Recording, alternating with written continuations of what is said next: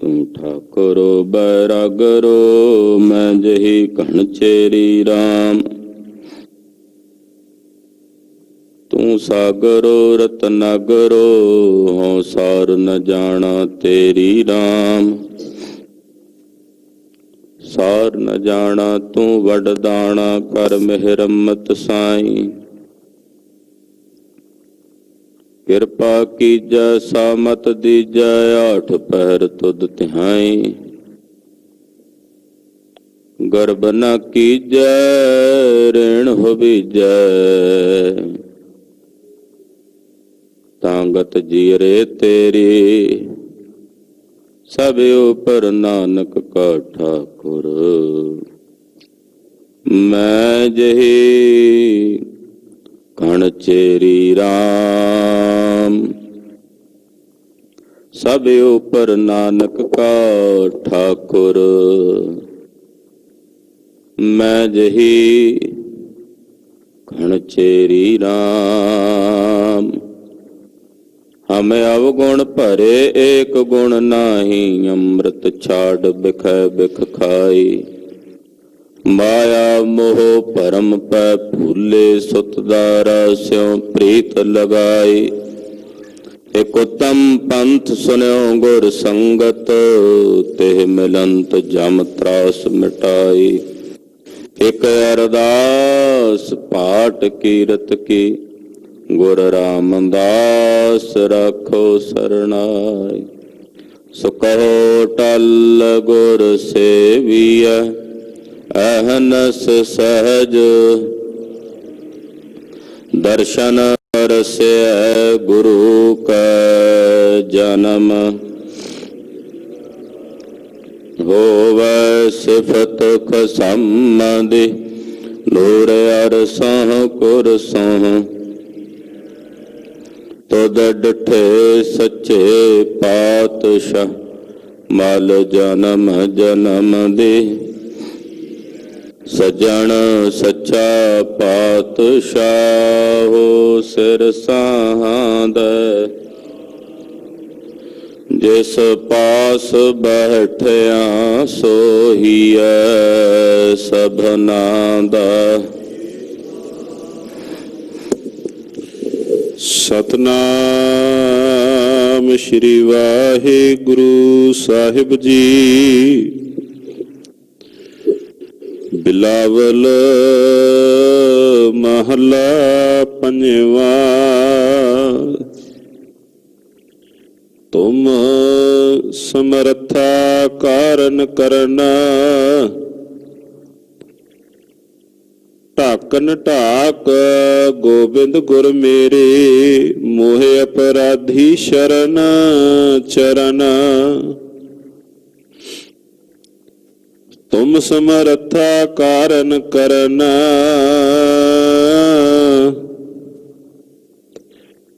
ढाकन ढाक गोबिंद गुर मेरे। मोह अपराधी शरण चरण रहाओ। जो जो कीनो सो तुम जानियो पेखियो। ठौर नाही कछ ढीठ मुकरना। बड़ प्रताप सुनियो प्रभ तुमरो। कोट अघा तेरु नाम हरना। हमरो सुहाओ सदा सद भूलना। तुमरो बिरध पतत उधरना। करुणा मैं कृपाल कृपा नित। जीवन पद नानक हर दर्शन। हमरो सुहाओ सदा सद भूलना। तुमरो बिरद पतत धरना। करुणा मैं कृपाल कृपा नित। जीवन पद नानक हर दर्शन। जी का खालसा वाहिगुरु जी की फतेह। पतत पावन भगत वत्सल कृपा निधान अनाथ नाथ जगत गुरु श्री गुरु ग्रंथ साहिब जी महाराज जी की पावन पवित्र हजूरी च अमृत वेले दे सजे हुए सचखंड दीवाना अंदर इकत्र होए गुरु स्वरूप गुरु खालसा साध संगत जीओ। अति उत्तम कर्म हन। नौवें पातशाह दे पवित्र दरबार विच सानू सारिਆਂ ਨੂੰ जुड़ बैठण ਦਾ सुभाग समा प्राप्त होया है। तिलक ते जंजू दे राखे हादर होत जहां सिमरे। जिथे सिमरन करिए उत्थे ही सतगुरु नौवें पातशाह हाजिर हो जाते हैं।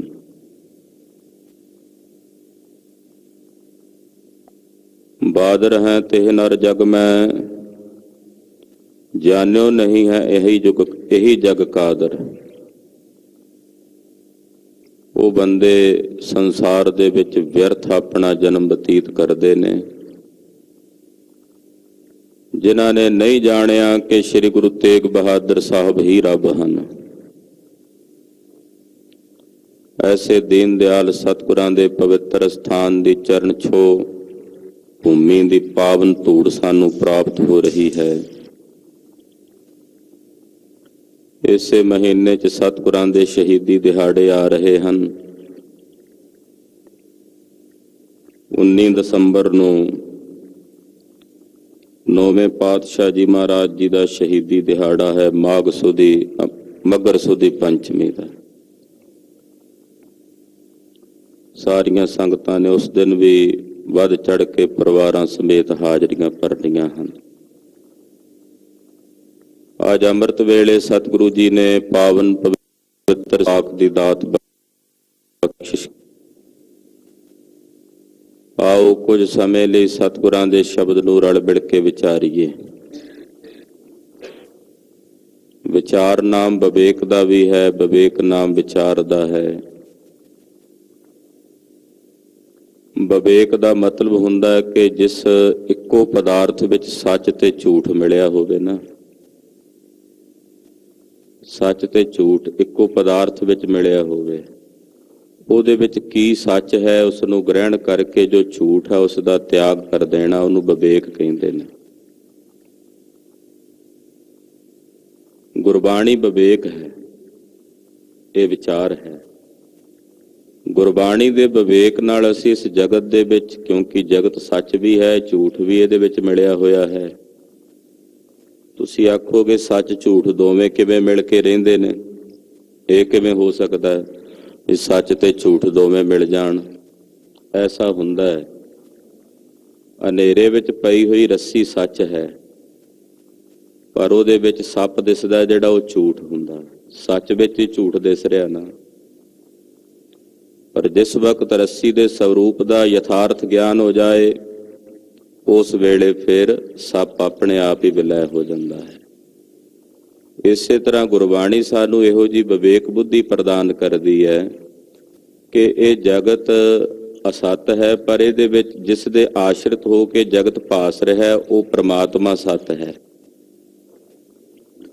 पर उहदे विच जगत अदस्थ है। एक अध्यस्त शब्द हुंदा, एक अधिष्ठान हुंदा। परमात्मा अधिष्ठान है और ये जगत उहदे विच अध्यस्त है। जो अध्यस्त है वो सत नहीं है। तो गुरबाणी सानू ऐसा विवेक प्रदान करती है। ये विवेक सतगुरु सच्चे पातशाह ने सानू तरस करके बख्शिया है। हार परियो स्वामी कै द्वारा दीजा बुद्ध विवेका। अपने शब्दों द्वारा सतगुरु जी अपनी पावन बाणी द्वारा सानू विवेक बुद्धि बख्शते हैं।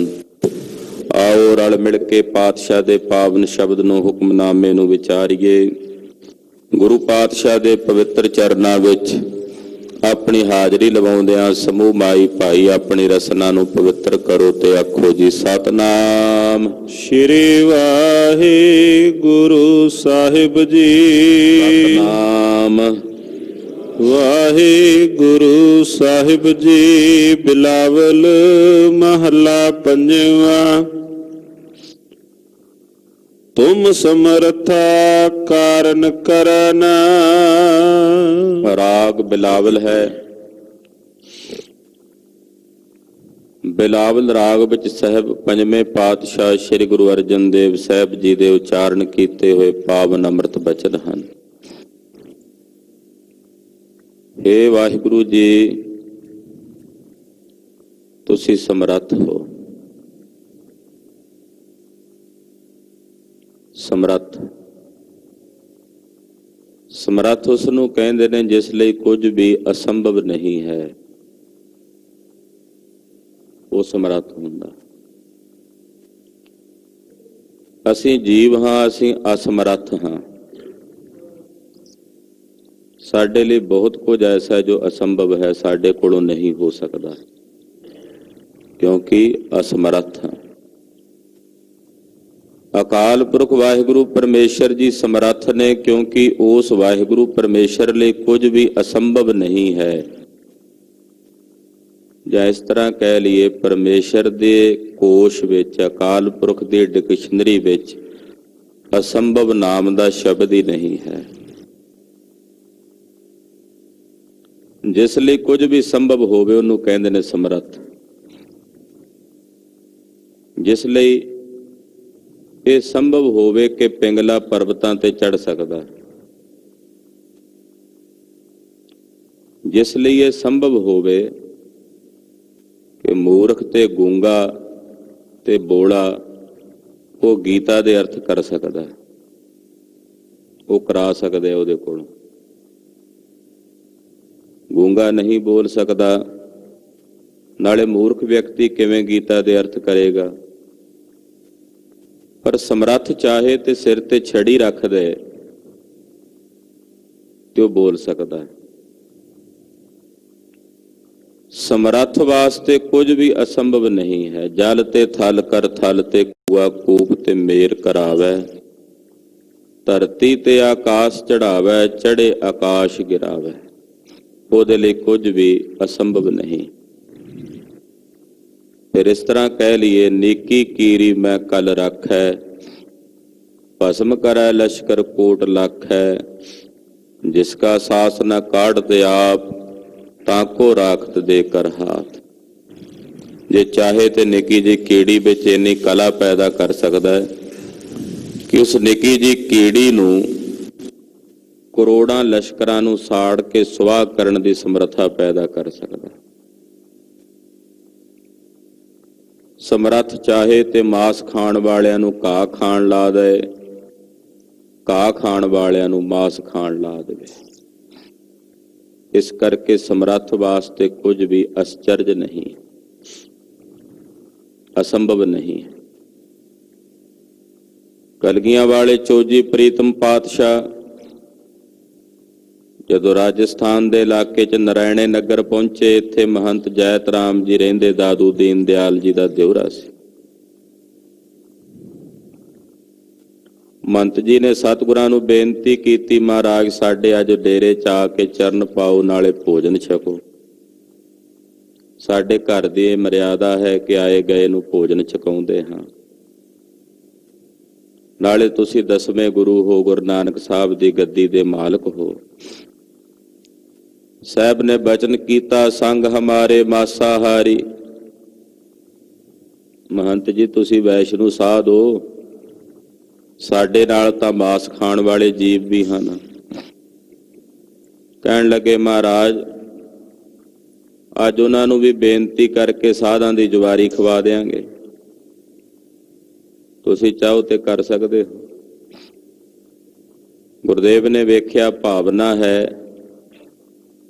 ਖਾਲਸੇ ਸਮੇਤ ਜਦੋਂ ਮਹੰਤ ਜੀ ਦੇ ਡੇਰੇ ਪਹੁੰਚੇ, ਭੋਜਨ ਵਰਤਾਉਣ ਲੱਗੇ। ਮਹਾਰਾਜ ਜੀ ਕਹਿੰਦੇ, ਪਹਿਲਾਂ ਸਾਡੇ ਬਾਜ ਛਕਦੇ ਆ, ਫਿਰ ਅਸੀਂ ਛਕਾਂਗੇ। ਹੁਣ ਬਾਜਾਂ ਅੱਗੇ ਜਦੋਂ ਜਵਾਰੀ ਰੱਖੀ ਤੇ ਬਾਜ ਕਿੱਥੇ ਖਾਣ? ਸਤਿਗੁਰਾਂ ਦ੍ਰਿਸ਼ਟੀ ਕੀਤੀ ਬਾਜਾਂ ਵੱਲ, ਆਖਿਆ ਇਹ ਸਾਧਾਂ ਦੀ ਜਵਾਰੀ ਅੱਜ ਇਹੀ ਛਕ ਲੋ। ਹਾਲਾਂਕਿ ਬਾਜ ਮਰਦਾ ਮਰ ਜਾਏ, ਉਹ ਮਾਸ ਤੋਂ ਬਿਨਾਂ ਕੁਝ ਹੋਰ ਨਹੀਂ ਖਾ ਸਕਦਾ, ਉਹਦੀ ਖੁਰਾਕ ਹੀ ਪਰਮੇਸ਼ਰ ਨੇ ਮਾਸ ਬਣਾਈ। ਪਰ ਜਿਵੇਂ ਕਬੂਤਰ ਨਹੀਂ ਚੁਗਦੇ ਹੁੰਦੇ, ਏਦਾਂ ਜਵਾਰੀ ਚੁਗਣ ਲੱਗ ਪਏ।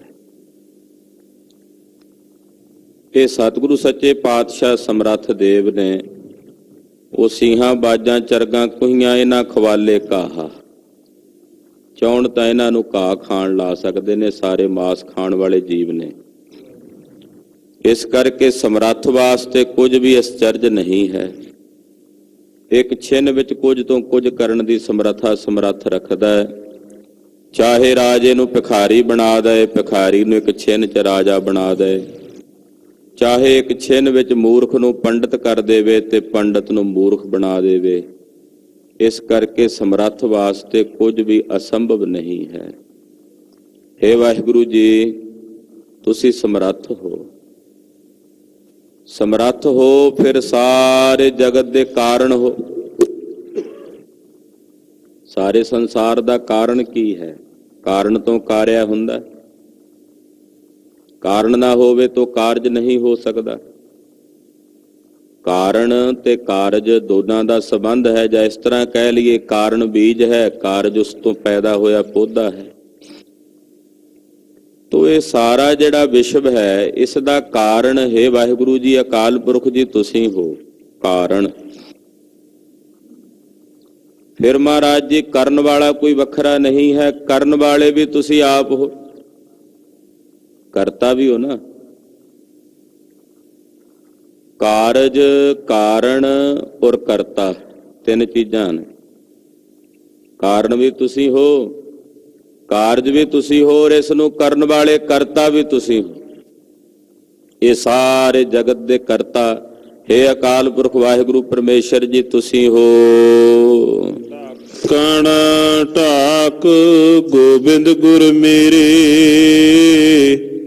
ਮੋਹ ਅਪਰਾਧੀ ਸ਼ਰਨ ਚਰਨ। ਹੇ ਮੇਰੇ ਗੋਬਿੰਦ ਪ੍ਰਭੂ ਜੀ, ਤੁਸੀਂ ਮੇਰੇ ਪਰਦੇ ਕੱਜਣ ਵਾਲੇ ਹੋ। ਢਾਕਨ ਢਾਕ, ਮਹਾਰਾਜ ਆਪਣਾ ਪਰਦਾ ਪਾ ਕੇ ਨਾ, ਦਇਆ ਦਾ। ਵਾਹਿਗੁਰੂ ਜੀ ਕਿਹੜਾ ਪਰਦਾ ਪਾਉਂਦੇ ਆ? ਆਪਣੇ ਤਰਸ ਦਾ, ਆਪਣੀ ਦਇਆ ਦਾ ਪਰਦਾ ਪਾ ਦਿੰਦੇ ਆ। ਤੇ ਦਇਆ ਦਾ ਪਰਦਾ ਪਾ ਕੇ, ਦਇਆ ਦਾ ਚਾਦਰਾ ਪਾ ਕੇ ਆਪਣੇ ਸੇਵਕਾਂ ਦੇ ਔਗਣਾਂ ਨੂੰ ਢੱਕ ਲੈਂਦੇ ਆ। ਐਸੇ ਨੇ ਦਿਆਲੂ ਵਾਹਿਗੁਰੂ ਜੀ। ਆਪਣੇ ਜਨਾਂ ਦੇ ਕੀਤੇ ਪਾਪਾਂ ਨੂੰ, ਗੁਨਾਹਾਂ ਨੂੰ ਦਇਆ ਦੇ ਨਾਲ ਕੱਜ ਦਿੰਦੇ ਆ। ਕੱਜਣ ਦਾ ਮਤਲਬ ਹੈ ਵੀ ਉਹਦੇ ਪਾਪ ਕੱਟ ਦਿੰਦੇ ਆ, ਪਾਪਾਂ ਦੀ ਨਿਵਰਤੀ ਕਰ ਦਿੰਦੇ। ਮਹਾਰਾਜ ਜੀ, ਹੇ ਮੇਰੇ ਗੁਰਦੇਵ ਜੀ, ਤੁਸੀਂ ਸਾਡੇ ਪਰਦੇ ਕੱਜਣ ਵਾਲੇ, ਕੱਜ ਲੈਂਦੇ। ਦੁਨੀਆ, ਸੰਸਾਰ, ਇਹਦਾ ਵਰਤਾਰਾ ਐਸਾ ਹੈ, ਇਹਨਾਂ ਤੁਹਾਡੇ 100 ਗੁਣਾਂ ਨੂੰ ਛੱਡ ਕੇ ਇੱਕ ਕਮੀ ਵੇਖਣੀ, ਔਰ ਉਸ ਕਮੀ ਨੂੰ ਛੱਜ ਤੇ ਛਾਨਣੀ ਵਿੱਚ ਪਾ ਕੇ ਚੰਗੀ ਤਰ੍ਹਾਂ ਭੰਡਣਾ। ਔਰ ਭੰਡਣ ਵਾਲੇ ਵੀ ਪਤਾ ਕਿਹੜੇ ਹੁੰਦੇ ਆ? ਜਿਹੜੇ ਆਪ ਖੁਦ ਉਹੋ ਜੀਆਂ ਅਨੇਕਾਂ ਕਮੀਆਂ ਦੇ ਧਾਰਨੀ ਹੁੰਦੇ ਆ। ਅੱਜ ਆਪ ਖੁਦ ਨਸ਼ੇ ਦਾ ਆਦੀ ਵਿਅਕਤੀ, ਸ਼ਰਾਬ ਪੀਣ ਵਾਲਾ, ਦੂਜਿਆਂ ਨੂੰ ਉਪਦੇਸ਼ ਦਿੰਦਾ ਵੀ ਤੁਸੀਂ ਇਹ ਨਹੀਂ ਪੀਣੀ।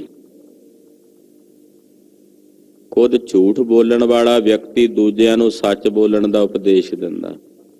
ਇਹ ਵਰਤਾਰਾ ਹੈ ਕਲੀ ਕਾਲ ਦਾ। ਸੰਸਾਰ ਚਾਹੁੰਦਾ ਹੈ ਵੀ ਇਹਦੀ ਪੱਤ ਲਾ ਦਈਏ, ਪਰ ਜਿਸ ਦੀ ਪੱਤ ਵਾਹਿਗੁਰੂ ਨੇ, ਪਰਮੇਸ਼ਰ ਨੇ ਆਪ ਰੱਖਣੀ ਹੈ। ਪੂਰਾ ਸੰਸਾਰ, ਵਿਸ਼ਵ ਇੱਕ ਪਾਸੇ ਖਲੋ ਜਾਏ ਲਾਹਣ ਵਾਸਤੇ, ਤੇ ਇੱਕ ਪਾਸੇ ਗੁਰੂ ਨਾਨਕ ਸਾਹਿਬ ਸਿਰ ਤੇ ਹੱਥ ਰੱਖ ਕੇ ਖਲੋ ਜਾਣ, ਉਸ ਦੀ ਪੱਤ ਨੂੰ ਕੋਈ ਨਹੀਂ ਮੇਟ ਸਕਦਾ। ਉਸ ਦੀ ਪੱਤ ਕੋਈ ਨਹੀਂ ਲਾ ਸਕਦਾ, ਕਿਉਂਕਿ ਮੇਰਾ ਸੁਆਮੀ ਪੜਦੇ ਕੱਜ ਹੈ। ਉਹ ਸਾਡੇ ਮੰਦਿਆਂ ਚੰਗਿਆਂ ਦੇ ਪੜਦੇ ਕੱਜਣ ਵਾਲਾ ਹੈ। ਬਾਦ ਘਾਟ ਸਾਡੀ ਅਰਦਾਸ ਕਰਦੇ ਆ ਨਾ ਸਿੰਘ ਮਹਾਰਾਜ, ਬਾਦ ਘਾਟ ਚ ਸਹਾਈ ਹੋਣਾ। ਬਾਦ ਘਾਟ ਦਾ ਮਤਲਬ ਹੈ ਵੀ ਗੁਣ ਔਗਣ ਜਦੋਂ ਵੀ ਸਮਾਨ ਨੇ ਨਾ ਸਾਡੇ ਸਰੀਰ ਵਿੱਚ, ਸਤਿਗੁਰੂ ਜੀ ਤੁਸੀਂ ਸਹਾਈ ਹੋਣਾ ਸਾਡੇ। ਤੁਸੀਂ ਮਹਾਰਾਜ ਸੱਚੇ ਪਾਤਸ਼ਾਹ ਸਾਡੇ ਤੇ ਆਪਣੇ ਤਰਸ ਦਾ, ਦਇਆ ਦਾ ਪਰਦਾ ਪਾ ਕੇ ਸਾਡੇ ਮਹਾਰਾਜ ਜੀ ਲਹਿੰਦੀ ਆਬਰੂ ਨੂੰ ਕੱਜਣ ਵਾਲੇ ਹੋ। ਇਹੋ ਜਿਹੇ ਦਿਆਲੂ ਹਿੰਦੁਸਤਾਨ ਦੇ ਹਿੰਦੂ ਵੀਰਾਂ ਦਾ ਹਿੰਦੂ ਧਰਮ ਲੱਥਦਾ ਜਾ ਰਿਹਾ ਸੀ। ਔਰੰਗਜ਼ੇਬ ਲਾ ਰਿਹਾ ਸੀ ਜਰਵਾਣਾ ਹੋ ਕੇ ਵੀ ਰਹਿਣ ਨਹੀਂ ਦੇਣਾ ਇਹਨਾਂ ਦਾ ਧਰਮ। ਤੇ ਮੇਰੇ ਪਾਤਸ਼ਾਹ ਆਪਣੇ ਸੀਸ ਦਾ, ਆਪਣੇ ਤਨ ਦਾ ਪਰਦਾ ਪਾ ਕੇ, ਚਾਦਰਾ ਪਾ ਕੇ ਉਹਨਾਂ ਲੋਕਾਂ ਦੀ ਪੱਤ ਨੂੰ ਕੱਜਣੇ ਵਾਲੇ ਨੇ। ਇਸੇ ਕਰਕੇ ਧਰਮ ਦੀ ਚਾਦਰ ਕਿਹਾ ਜਾਂਦਾ ਸਤਿਗੁਰਾਂ ਨੂੰ। ਮਹਾਰਾਜ ਜੀ ਕੱਜਣ ਵਾਲੇ ਹਨ। ਗਰੀਬ ਨਵਾਜ ਪਾਤਸ਼ਾਹ ਜੀ ਮਹਾਰਾਜ ਕੱਜਣ ਵਾਲੇ ਹਨ। ਜਿਸ ਦਾ ਕੋਈ ਵਾਲੀ ਵਾਰਸ ਨਹੀਂ ਹੈ, ਜਿਸ ਦਾ ਕਹਿੰਦੇ ਆ ਵੀ ਇਹ ਨੰਗੇ ਸਿਰੋਂ ਹੈ। ਨੰਗੇ ਸਿਰੋਂ ਦਾ ਮਤਲਬ ਹੁੰਦਾ ਵੀ ਇਹਦੇ ਸਿਰ ਤੇ ਕੋਈ ਇਹਦਾ ਵਾਲੀ ਵਾਰਸ ਨਹੀਂ। ਜਿਹਦਾ ਕੋਈ ਵਾਲੀ ਵਾਰਸ ਨਾ ਹੋਵੇ ਉਹ ਨੰਗੇ ਸਿਰ ਰਹਿੰਦਾ। ਤੇ ਉਸ ਨੰਗੇ ਸਿਰ ਵਾਲੇ ਦੇ ਸਿਰ ਦੇ ਉੱਤੇ ਸਤਿਗੁਰੂ ਜੀ ਆਪ ਆਪਣਾ ਹੱਥ ਰੱਖਦੇ ਆ। ਸਾਡੇ ਸਿਰਾਂ ਦੇ ਉੱਤੇ ਜਿਹੜੀਆਂ ਸਾਡੀਆਂ ਦਸਤਾਰਾਂ ਨੇ ਨਾ, ਇਹ ਸਤਿਗੁਰਾਂ ਦਾ ਹੱਥ ਹੈ, ਕਲਗੀਧਰ ਪਾਤਸ਼ਾਹ ਦਾ। ਭਾਈ ਕੋਈ ਨਾ ਆਖੇ ਵੀ ਇਹ ਨੰਗੇ ਸਿਰ ਵਾਲੇ ਨੇ, ਭਾਈ ਇਹਨਾਂ ਦੇ ਸਿਰ ਤੇ ਮੈਂ ਹਾਂ। ਇਸੇ ਕਰਕੇ ਸਤਿਗੁਰਾਂ ਦੀ ਹਦੂਦ ਅੰਦਰ ਆਉਣ ਤੋਂ ਪਹਿਲਾਂ ਸਿਰ ਕੱਜ ਲਿਆ ਜਾਂਦਾ ਹੈ, ਕਿਉਂਕਿ ਅਸੀਂ, ਸਾਡੇ ਸਿਰ ਦੇ ਉੱਤੇ ਸਾਡੇ ਸੁਆਮੀ ਜੀ ਹਨ। ਨਖਸਮੇ ਲੋਕ ਹੁੰਦੇ ਆ ਜਿਹੜੇ ਨੰਗੇ ਸਿਰ ਟੁਰੇ ਫਿਰਦੇ ਆ ਸੰਸਾਰ 'ਚ। ਤੋ ਸਤਿਗੁਰੂ ਸੱਚੇ ਪਾਤਸ਼ਾਹ ਜੀ ਮਹਾਰਾਜ ਜੀ ਪਰਦੇ ਪਾ ਕੇ ਸਾਡੇ ਔਗੁਣਾਂ ਨੂੰ ਕੱਜਣੇ ਵਾਲੇ ਨੇ। ਹੇ ਮੇਰੇ ਗੁਰੂ ਗੋਬਿੰਦ ਜੀ, ਤੁਸੀਂ ਢਾਕਨ ਢਾਕ ਪਰਦਾ ਪਾ ਕੇ ਕੱਜਦੇ ਹੋ ਤਰਸ ਦਾ। ਮੋਹਿ ਅਪਰਾਧੀ ਸਰਨ ਚਰਨ, ਮਹਾਰਾਜ ਮੈਂ ਅਪਰਾਧੀ ਹਾਂ, ਗੁਨਹਗਾਰ ਹਾਂ। ਮੈਂ ਨਹੀਂ ਆਖਦਾ ਮੇਰੇ 'ਚ ਕੋਈ ਗੁਣ ਹੋਵੇਗਾ, ਮੇਰੇ ਵਿੱਚ ਔਗਣ ਹੀ ਭਰੇ ਹੋਏ ਨੇ, ਅਪਰਾਧੀਆਂ ਮਹਾਰਾਜ। ਖਿੰਨ ਖਿੰਨ ਭੁੱਲਦੇ ਹਾਂ, ਭੁੱਲਣ ਅੰਦਰ ਹਾਂ, ਤੁਹਾਡੇ ਪਵਿੱਤਰ ਚਰਨਾਂ ਦੀ ਸ਼ਰਣ ਵਿੱਚ ਹਾਂ। ਤੇ ਤੁਸੀਂ ਕਿੱਡੇ ਦਿਆਲੂ ਹੋ। ਅਪਰਾਧੀ ਹਾਂ, ਤੁਹਾਡੀ ਸ਼ਰਨ ਆ ਗਏ ਹਾਂ, ਫਿਰ ਵੀ ਸਾਡੇ ਤੇ ਪਰਦੇ ਪਾ ਕੇ ਸਾਡੇ ਅਪਰਾਧਾਂ ਨੂੰ ਕੱਜ ਲੈਂਦੇ ਹੋ। ਦਿਆਲੂ ਹੋ ਮਹਾਰਾਜ। ਤੁਹਾਡੇ ਪਵਿੱਤਰ ਪਾਵਨ ਚਰਨ ਕਮਲਾਂ ਦੀ ਸ਼ਰਣ ਵਿੱਚ ਹਾਂ। ਰਹਾਉ ਜੋ ਜੋ ਕੀਨੋ ਸੋ ਤੁਮ ਜਾਣਿਓ ਪੇਖਿਓ, ਠੌਰ ਨਹੀਂ ਕਛ ਢੀਠ ਮੁਕਰਣਾ। ਮਹਾਰਾਜ ਜੀ ਮੈਂ ਜੋ ਜੋ ਕੀਤਾ ਜਾਂ ਜੋ ਜੋ ਕਰਦਾ ਹਾਂ ਉਹ ਤੁਸੀਂ ਜਾਣਦੇ ਵੀ ਹੋ ਤੇ ਵੇਖਦੇ ਵੀ ਹੋ। ਭਾਈ ਸਾਹਿਬ ਜੀ ਨੇ ਬਹੁਤ ਸੁੰਦਰ ਵਿਸ਼ਰਾਮ ਲਾਇਆ, ਪੇਖਿਓ। ਇੱਥੇ ਜਦੋਂ ਵਿਸ਼ਰਾਮ ਲੱਗ ਜਾਏਗਾ ਸ਼ਬਦ ਦੀ ਪੰਕਤੀ ਦੇ ਅਰਥ ਸਪਸ਼ਟ ਹੋ ਜਾਂਦੇ। ਮਹਾਰਾਜ ਅਸੀਂ ਜੋ ਜੋ ਕੀਤਾ ਹੈ, ਜੋ ਜੋ ਕਰਦੇ ਹਾਂ, ਉਹ ਮਹਾਰਾਜ ਜੀ ਤੁਸੀਂ ਜਾਣਦੇ ਵੀ ਹੋ ਤੇ ਵੇਖਦੇ ਵੀ ਹੋ। ਕਿਉਂਕਿ ਠੌਰ ਨਹੀਂ, ਕੋਈ ਇਹੋ ਜਿਹੀ ਥਾਂ ਹੈ ਹੀ ਨਹੀਂ ਜਿੱਥੇ ਤੁਸੀਂ ਨਹੀਂ ਵੇਖਦੇ, ਜਿੱਥੇ ਤੁਹਾਡੀ ਨਿਗਾਹ ਨਹੀਂ ਹੈ। ਪਰ ਮਹਾਰਾਜ ਮੈਂ ਇਹੋ ਜਿਹਾ ਢੀਠ ਹਾਂ ਵੀ ਕਰ ਕਰਕੇ ਮਾੜੇ ਕੰਮ ਮੈਂ ਫੇਰ ਮੁੱਕਰੀ ਜਾਂਦਾ ਹਾਂ। ਢੀਠ ਮੁੱਕਰਨ, ਪਰ ਮੁੱਕਰਨ ਜੋਗਾ ਹੈ ਨਹੀਂ, ਕਿਉਂਕਿ ਤੁਸੀਂ ਤਾਂ ਸਾਹਮਣੇ ਖਲੋਤੇ ਵੇਖਦੇ ਹੋ। ਮੈਂ ਹੀ ਹਾਂ ਜਿਹੜਾ ਢੀਠ ਹਾਂ, ਭੈੜੇ ਮਾੜੇ ਕੰਮ ਕਰਕੇ ਵੀ ਮੁੱਕਰੀ ਜਾਂਦਾ ਹਾਂ। ਪਰ ਉਹ ਕਹਿੰਦੇ ਕਿਵੇਂ ਮੁੱਕਰੇਗਾ ਸੱਜਣਾ, ਆ ਵੇਖ ਸੀਸੀਟੀਵੀ ਕੈਮਰੇ ਵਿੱਚ ਤੇਰੀ ਫੋਟੋ ਬਣ ਗਈ ਹੈ। ਆ ਮੈਂ ਖੜਾ ਤੱਕਦਾ ਸੀ, ਵੇਖਦਾ ਸੀ, ਉਹਦੇ ਸਾਹਮਣੇ ਕਿਸੇ ਕੇ ਵਿਅਕਤੀ ਸਾਨੂੰ ਵੇਖ ਲਵੇ ਮਾੜਾ ਕੰਮ ਕਰਦੇ, ਅਸੀਂ ਮੁੱਕਰ ਜਾਾਂਗੇ। ਪਰ ਅਗਲੇ ਨੇ ਪ੍ਰਤੱਖ ਪ੍ਰਮਾਣ ਬਣਾਇਆ ਹੋਵੇ ਉੱਥੇ, ਫਿਰ ਤਾਂ ਨਹੀਂ ਨਾ ਮੁੱਕਰ ਸਕਦੇ। ਪਰ ਇੱਥੇ ਤਾਂ ਫਿਰ ਵੀ ਮੁੱਕਰੀ ਜਾਂਦੇ ਆ। ਸੰਸਾਰ ਹੈ, ਪਰ ਵਾਹਿਗੁਰੂ ਨਹੀਂ ਮੁੱਕਰਨ ਦਿੰਦਾ। ਉੱਥੇ ਕਿੱਥੇ ਜਾਏਗਾ ਬਚ ਕੇ। ਹੇ ਵਾਹਿਗੁਰੂ, ਅਸੀਂ ਢੀਠ ਹਾਂ, ਬਾਰ-ਬਾਰ ਮੁੱਕਰ ਜਾਂਦੇ ਹਾਂ ਮਾੜੇ ਭੈੜੇ ਕੰਮ ਕਰਕੇ। ਪਰ ਮੇਰੇ ਸੁਆਮੀ ਜੀ, ਤੁਹਾਡੀ ਨਿਗਾਹ ਸਾਡੇ ਹਰ ਇੱਕ ਕਰਮ ਤੇ ਹੈ। ਕੋਈ ਸੰਸਾਰ ਦਾ ਇਹੋ ਜਿਹਾ ਥਾਂ ਨਹੀਂ ਜਿੱਥੇ ਤੁਸੀਂ ਨਹੀਂ ਵੇਖਦੇ, ਜਾਂ ਫਿਰ ਸਾਡਾ ਕੋਈ ਇਹੋ ਜਿਹਾ ਗੁਨਾਹ ਨਹੀਂ ਜਾਂ ਕੋਈ ਗੁਣ ਔਗਣ ਨਹੀਂ ਜਿਸ ਨੂੰ ਤੁਸੀਂ ਨਹੀਂ ਜਾਣਦੇ। ਬੜ ਪ੍ਰਤਾਪ ਸੁਨਿਓ ਪ੍ਰਭ ਤੁਮਰੋ, ਕੋਟ ਅਗਾ ਤੇਰੂ ਨਾਮ ਹਰਨਾ। ਮਹਾਰਾਜ ਜੀ, ਤੁਹਾਡਾ ਵੱਡਾ ਪ੍ਰਤਾਪ ਹੈ, ਬੜੀ ਵੱਡੀ ਭਾਰੀ ਮਹਿਮਾ ਮਹਾਰਾਜ ਜੀ ਤੁਹਾਡੀ। ਬੜ ਪ੍ਰਤਾਪ ਮਹਾਰਾਜ, ਤੁਹਾਡਾ ਵੱਡਾ ਪ੍ਰਤਾਪ ਹੈ।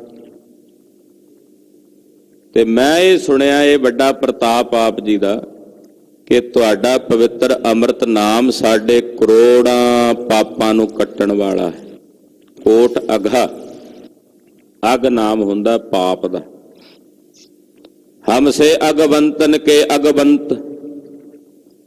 ਮਹਾਰਾਜ, ਸਾਡੇ ਵਰਗੇ ਪਾਪੀਆਂ ਦੇ ਜਿੰਨੇ ਪਾਪ ਹਨ, ਉਹਨਾਂ ਪਾਪਾਂ ਨੂੰ ਆਪ ਜੀ ਦਾ ਨਾਮ ਹਰ ਲੈਂਦਾ। ਹਰਨ ਦਾ ਮਤਲਬ ਹੁੰਦਾ ਨਾਸ਼ ਕਰ ਦਿੰਦਾ। ਕਰੋੜਾਂ ਪਾਪ ਦਗਧ ਹੋ ਜਾਂਦੇ ਨੇ ਇੱਕ ਵਾਰ ਸੁਰਤੀ ਨਾਲ, ਨਿਮਖ ਮਾਤਰ ਸੇ ਪਰਮੇਸ਼ਰ ਦਾ ਸਿਮਰਨ ਕਰਨ ਨਾਲ। ਕਰੋੜਾਂ ਪਾਪ ਮਹਾਰਾਜ, ਸਾਡੇ ਕਰੋੜਾਂ ਪਾਪ ਆਪ ਜੀ ਦਾ ਪਵਿੱਤਰ ਅੰਮ੍ਰਿਤ ਨਾਮ ਕੱਟਣੇ ਵਾਲਾ, ਹਰਨ ਵਾਲਾ ਹੈ। ਇਹ ਪ੍ਰਤਾਪ ਅਸੀਂ ਆਪ ਜੀ ਦੇ ਨਾਮ ਦਾ ਸੁਣਿਆ। ਹਮਰੋ ਸੁਹਾਉ ਸਦਾ ਸਦ ਭੂਲਣ, ਤੁਮਰੋ ਬਿਰਦ ਪਤਤ ਉਧਰਣ। ਮਹਾਰਾਜ, ਅਸੀਂ ਕਰ ਕਰਕੇ ਨਾ ਮਾੜੇ ਕੰਮ ਭੁੱਲ ਜਾਂਦੇ ਹਾਂ। ਅਸੀਂ ਹਾਂ ਹੀ ਭੁੱਲਣ ਅੰਦਰ ਭੁੱਲਾਂ ਹੁੰਦੀਆਂ ਮਹਾਰਾਜ ਸਾਡੇ ਕੋਲ, ਇਨਸਾਨ ਜੋ ਹਾਂ। ਇਸਲਾਮ ਤੇ ਈਸਾਈ ਧਰਮ ਦੇ ਲੋਕਾਂ ਦੀ ਇੱਕ ਗਾਥਾ ਹੈ।